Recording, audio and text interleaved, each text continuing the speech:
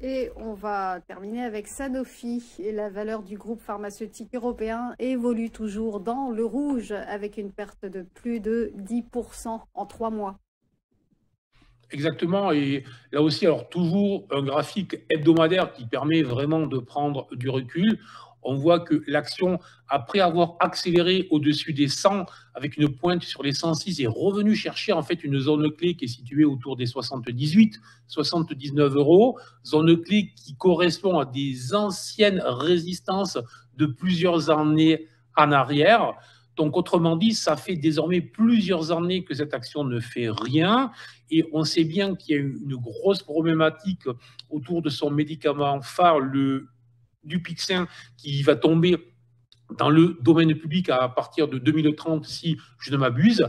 Et pour le moment, tous les médicaments qui pourraient prendre le relais, tous qui sont en phase 2 et en phase 3, ne donnent pas satisfaction déjà sur le plan médical et bien évidemment aux investisseurs derrière. Donc ça veut dire que pour le moment, on est là sur une valeur pharmaceutique qui déçoit depuis maintenant de longues années. Je veux dire, lorsque vous êtes au même prix qu'il y a 3-4 ans en fait en arrière, lorsqu'on est un investisseur alors que les marchés depuis ont flambé, c'est bien évidemment une déception.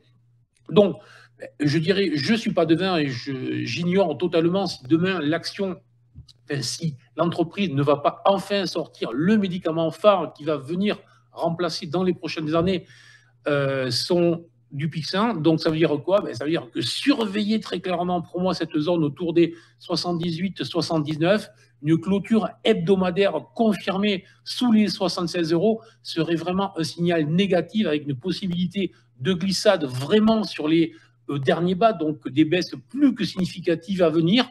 Tant que ça tient, je dirais, ça veut dire tout simplement que les investisseurs sont dans l'attente, les investisseurs espèrent, les investisseurs sont dans l'espoir, mais il ne faudrait pas que dans les semaines et les mois à venir, le management déçoive. Il va vraiment falloir avoir un médicament qui sorte, sinon, effectivement, cette zone des 76 pourrait être cassée dans les prochaines semaines et pourrait devenir résistance. Et là, effectivement, la situation se compliquerait. Donc, lorsqu'on est un investisseur, on fait quoi? Le conseil est simple.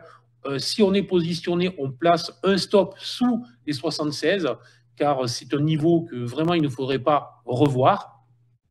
Et si on n'est pas positionné, si mieux vaut attendre vraiment un rebond au-delà des 88 euros et une confirmation fondamentale avec un médicament qui vraiment viendrait augmenter le pipe qui existe et qui aujourd'hui est en train de se réduire dans cette entreprise.